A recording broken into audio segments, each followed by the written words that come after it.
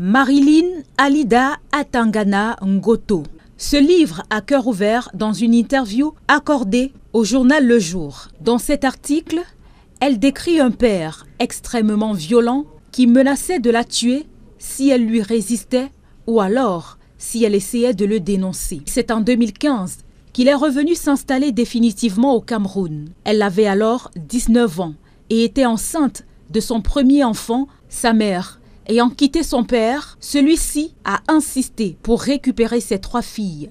Elles se sont finalement installées avec lui et dès lors, leur calvaire a commencé. Il me battait avec tout ce qui lui tombait sous la main.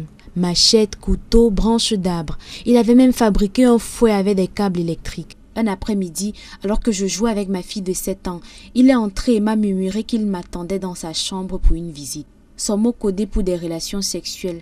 Quand j'ai refusé, il m'a jeté dans le débarras et m'a violée sous les yeux de ma fille.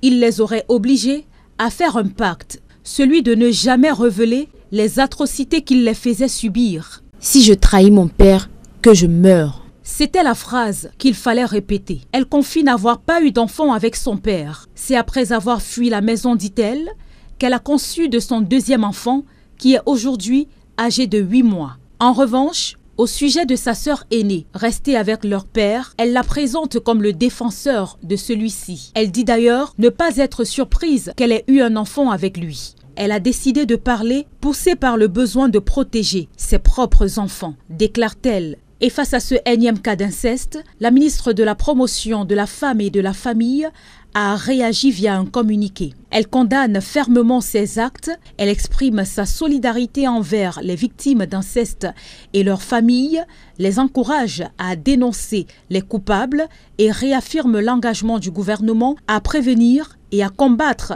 de telles pratiques.